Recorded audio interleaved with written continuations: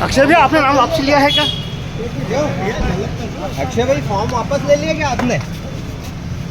अक्षय भाई कुछ बताओगे? अक्षय भाई कुछ बताएंगे कि नहीं? फॉर्म वापस ले लिया क्या? हाँ, ले लिया वापस। नाम वापस ले लिया आपने? से जिताएंगे। कांग्रेस वैसे भी जा रही है, इंदौर के उम्मीदवार भाजपा में शामिल हो गए। जो कांग्रेस कैंडिडेट थे अक्षय बम, उनके द्वारा भी अपना नामांकन वापसी का आवेदन स्वयं आकर दिया गया है। लोकसभा चुनाव के तीसरे चरण के मतदान से पहले मध्य प्रदेश की राजनीति में भूचाल आ गया है। इंदौर से कांग्रेस प्रत्याशी अक्षय कांति बम ने अपना नामांकन ही वापस ले लिया है। भारतीय जनता पार्टी ने गुजरात के सूरत की तरह इंदौर में भी बड़ा खेल कर दिया। उनके इस खेल के बाद अब इंदौर में कांग्रेस के पास कोई प्रत्याशी नहीं है और कांग्रेस यहां प्रत्याशी विहीन हो चुकी है। दरअसल 29 अप्रैल की सुबह कलेक्टर कार्यालय में अचानक पहुंचे अक्षय कांति बम ने अपना नामांकन वापस ले लिया।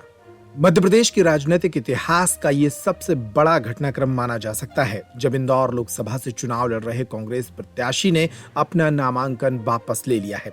वे अपना नामांकन फॉर्म वापस लेने के लिए विधायक रमेश मेंदोला के साथ कलेक्टर कार्यालय पहुंचे थे। हालांकि अभी उन्होंने आधिकारिक तौर पर भाजपा में जाने की पुष्टि नहीं की है, लेकिन कुछ ही समय में वे भाजपा कार्यालय पहुंचकर भाजपा में शामिल हो सकते हैं। ऐसी खबरें भी लगातार सामने आ रही हैं। दरअसल आज सुबह ही अक्षय बम चौथराम सब्जी मंडी में कांग्रेस कार्यकर्ताओं के साथ जनसंपर्क करने पहुंचे थे, लेकिन उसके थोड़ी ही देर बाद चर्चा आई कि अक्षय बम अपना नामांकन फॉर्म वापस लेने जा रहे हैं। ये मध्य प्रदेश के राजनीतिक इतिहास की सबसे बड़ी घटना है, जब किसी लोकसभा प्रत्याशी ने अपना नामांकन पत्र ही वापस ले लिया। आज नामांकन फॉर्म वापस लेने की आखिरी तारीख भी थी। करीब 11:30 बजे अक्षय बम विधायक रमेश मेंदोला के साथ कलेक्टर कार्यालय पहुंचे और अपना नामांकन फॉर्म वापस ले लिया। इस बात की जानकारी कांग्रेस के पदाधिकारी और कार्यकर्ताओं को भी नहीं लग सकी।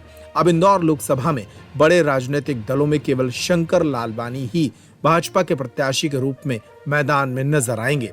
कांग्रेस के डमी उम्मीदवार के रूप में पहले ही इंदौर दुग्ध संघ के अध्यक्ष मोती सिंह पटेल का नामांकन दाखिल कराया गया था, लेकिन उनका नामांकन निरस्त हो चुका है। इस तरह अब इंदौर लोकसभा पर कांग्रेस का कोई भी उम्मीदवार मुकाबले में नहीं है। सूत्रों के अनुसार पिछले कुछ दिनों से अक्षय बम मंत्री कैलाश विजयवर्गीय के संपर्क में थे। इस दल बदल में विजयवर्गीय की बड़ी भूमिका सामने आ रही है। उन्होंने अपने खास सिपहसालार विधायक रमेश मेंदोला को भी अपने इस खेल में शामिल किया और आज सुबह मेंदोला के साथ में आने से संभावना प्रबल हो गई कि वे भाजपा में जाएंगे। रमेश मेंदोला खुद उन्हें कलेक्टर कार्यालय लेकर पहुंचे और उसका नामांकन वापस कराने के बाद अपनी गाड़ी में लेकर रवाना हो गए। इस गाड़ी में कैलाश विजयवर्गीय भी मौजूद थे। कैलाश विजयवर्गीय ने एक तस्वीर भी अपने सोशल अकाउंट पर पोस्ट की और लिखा कि कांग्रेस के उम्मीदवार अक्षय बम मोदी जी के परिवार में शामिल हो गए हैं, उनका स्वागत है। कहा जा रहा है कि अक्षय कांति बम कांग्रेस के कई नेताओं से नाराज थे। अक्षय कांति का नामांकन फॉर्म दाखिल करते समय कोई भी कांग्रेस का बड़ा नेता यहां नहीं पहुंचा था और वे लगातार इस नजरअंदाजगी से परेशान थे। अक्षय कांति बम ने यह भी कहा था कि उन्हें बलि का बकरा बनाया गया है और आखिरकार अब वे भाजपा में शामिल हो गए हैं। देखिए, चूंकि आज नाम वापसी हो रही है और शाम के 3 बजे तक का समय है नाम वापसी का, और इसी क्रम में अभी तक 3 अभ्यर्थियों के द्वारा अपना जो निर्धारित फॉर्मेट होता है उसमें प्रस्तुत किया गया है नाम वापसी हेतु आवेदन।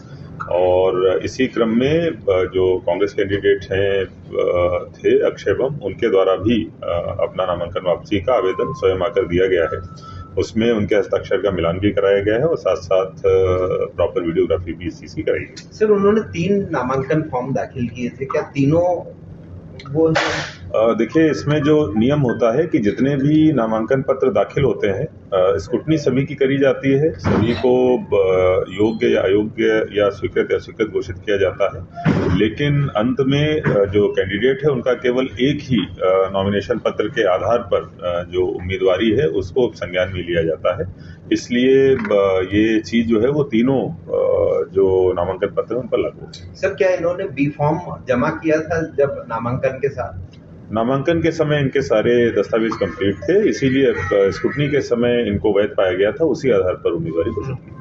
तो इसमें एक चीज और को जानना चाहेंगे, क्या मतलब अब जो है आखिरी दिन है आज, और तो अभी तक सर क्या स्थिति है, कुछ अभी बता पाएंगे कितने नाम? देखिए, जैसा मैंने बताया कि 23 कैंडिडेट टोटल थे, उनमें से अभी तक 3 कैंडिडेट्स के द्वारा नाम वापसी करी गई। ठीक है। कांग्रेस के जो डमी कैंडिडेट थे मोती सिंह पटेल, उन्होंने उनका निरस्त हो गया।